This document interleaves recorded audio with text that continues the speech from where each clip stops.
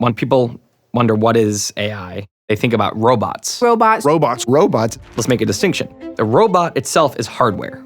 AI is software. What is artificial intelligence? Systems that mimic, perhaps even go beyond our own ability to think and to process information. It determines who we want to date, whether we get a certain kind of loan, operating at all levels of our economy, in the political realm, in the judicial system, employment practices, in the educational system. All of these decisions help to determine how well or how poorly our lives go, and increasingly, AI is involved in those decisions.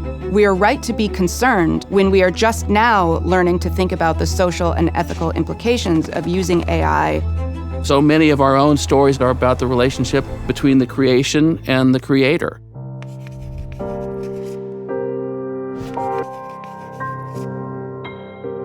So we're at this inflection point right now. Suddenly, all of this data, these algorithms, and the computational power is available. And that's really been the breakthrough. Things are becoming real that we've talked about, we've dreamt about for decades. AI which can do a very specific, narrow task. That can recognize voice, navigate a car, translate language. And if this is going to be the ubiquitous tool, We're doing ourselves a disservice by not educating the general population also on what is really going on right now. We have so many immediate concerns about the kind of AI that will be developed that we really need to devote most of our educational efforts to those kinds of problems.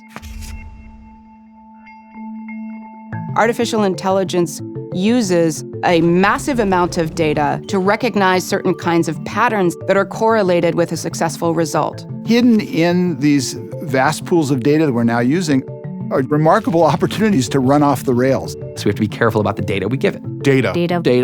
Data can be bad because it's not been properly labeled, because it's inaccurate, because it has baked into it certain human biases that are naturally a part of society. One clear example of data bias is the use of algorithms to make decisions about the fate of prisoners. If you have enough data points, you should be able to judge a person's likelihood of reoffending. Well, the problem is, if there is bias hidden in the data, your outcome in the judicial system may be very different than someone who's upper middle class and white. Why is it projecting higher risk scores onto Black defendants? It often turns out that the algorithm itself isn't feeding on any data that's explicitly labeled in terms of race. A zip code doesn't tell you anything about a person's race. What the machine learns is, people in this zip code are more likely to be criminal, when in fact it may just be that they're more likely to be Black or poor or any other category that is a subject of biased practices.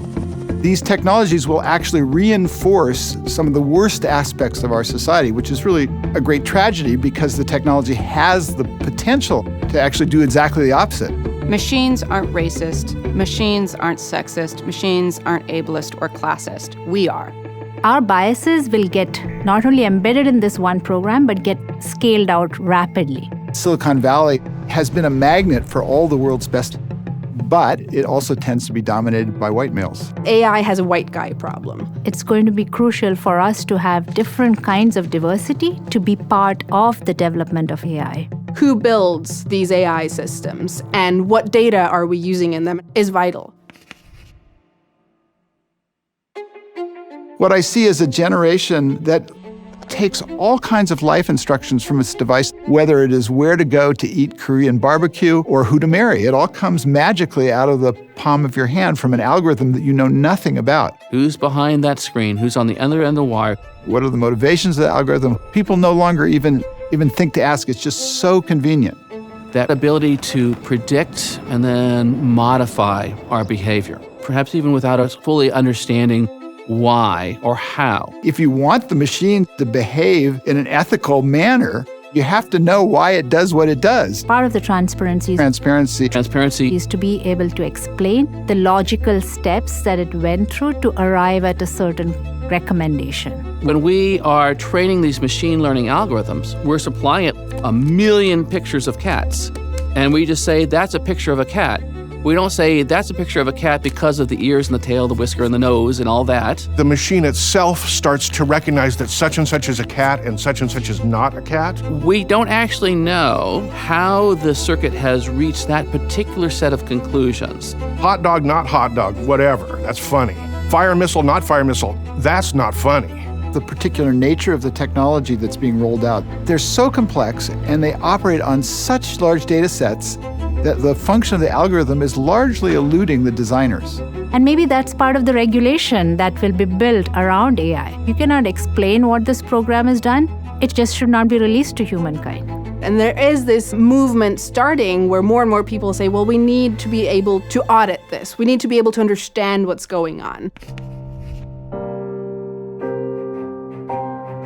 We're about to bump into things that we really have not thought about as a human species.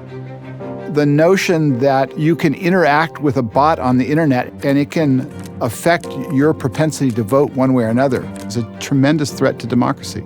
Autonomous weapons is a terrifying concept. Drones with smart algorithms being turned into weapons. There is a legitimate fear that the power of artificial intelligence will be disproportionately put in the hands of the already powerful.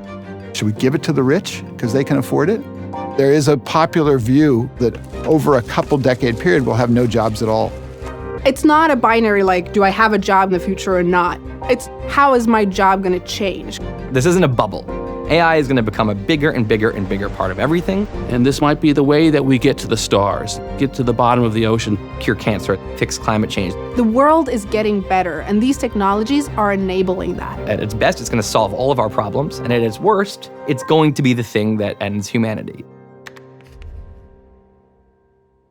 We must develop responsible and safe practices before the power gets too unmanageable for us to control. Whose responsibility is it? Is it corporations, government? Is it society? And it's really all of us. There would probably be scientists and technologists who say, I'm not going to let any consideration stop me from my investigation of the world we live in. We all have to together say, is that a road we want to go down? Human responsibility for human power. You shouldn't be okay with us making all the rules. The New Manhattan Project is not AI development. The New Manhattan Project is AI safety.